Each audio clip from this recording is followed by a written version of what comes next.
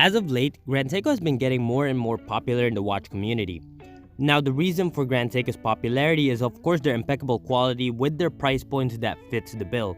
However, Grand Seiko has always been around, and to fully appreciate Grand Seiko we have to take a look at their past all the way back to the 1960s. Now, the very first watch Grand Seiko ever produced was the 3180, which was produced in the year 1960, which debuted in Tokyo. Now, that watch was actually produced in the Suwa factory.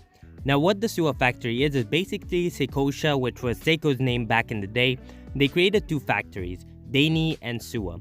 Basically promoting rivalry between the factory rather than competing with the Swiss, they decided to compete with themselves. Now, the Daini factory created King Seiko, while the Suwa factory created Grand Seiko. Obviously, Grand Seiko is the one who came up on top because they still exist to this day. Now, here's the best part about the competition. King Seiko and Grand Seiko were competing with each other. They decided not to even bother with the Swiss at the time, to the point where they created incredible quality watches. Even to this day, if you hold a watch from the 1960s from Grand Seiko, you'll see that their watches have such high quality that it could be compared with watches produced today. Now, fast forward to 1967 when Grand Seiko created the 62GS. I wouldn't necessarily call this a faithful reissue to the 62GS, but the watch is definitely inspired by that watch. The watch we have here today, the SBGA415, although has a lot of characteristics that are similar to the 62GS, if you know that watch, you'll know that this one is a little bit thicker and obviously a little bit bigger at 40mm, but nonetheless that bezel-less case shape is inspired by the 62GS, and I absolutely love it. Now let's take a closer look at this watch, the SBGA415. This is the winter edition from their Seasons collection, created for the USA market. So out of the entire collection, we've actually taken a look at all the collection, the summer, the fall, and the spring. This one is my absolute favorite, and you can probably see why. That dial is just absolutely stunning. The close second was the spring, but there was just something about this watch with the blued seconds hand and that gold marker. It was absolutely beautiful. Now obviously the most capturing thing about this watch is that dial. The dial is inspired by winter. Now many thought that this was going to rival the snowflake, however it looks nothing like the snowflake. If you look at that dial, it kind of looks like the winter skies when it's kind of grayish and gloomy outside, but they captured it beautifully. Just staring at that dial mixed with the hands that is mostly brushed with hints of polishing, as you can see the light could hit it perfectly, is just absolutely stunning in the metal.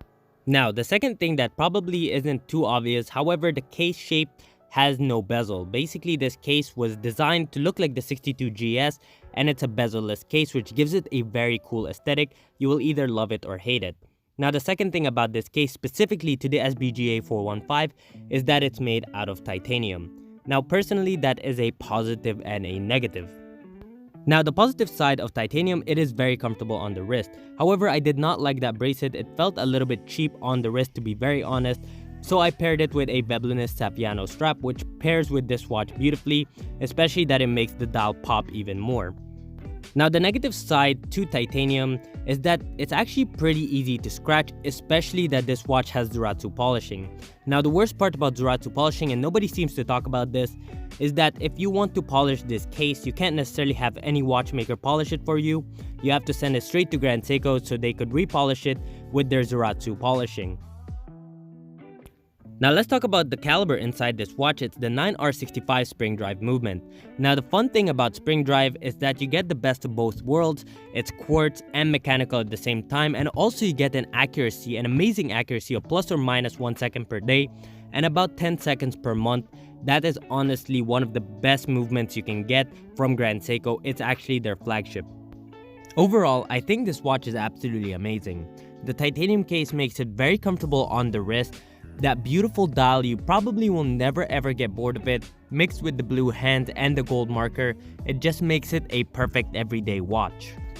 This video is in association with ExquisiteTimepieces.com. Make sure you check out ExquisiteTimepieces.com. They're an authorized dealer for Omega, Blopa, Breguet, Grand Seiko, and many other really cool brands. Make sure you check out their pre-owned section as well. They have a lot of really cool watches on there. I make sure I check them out on a weekly basis.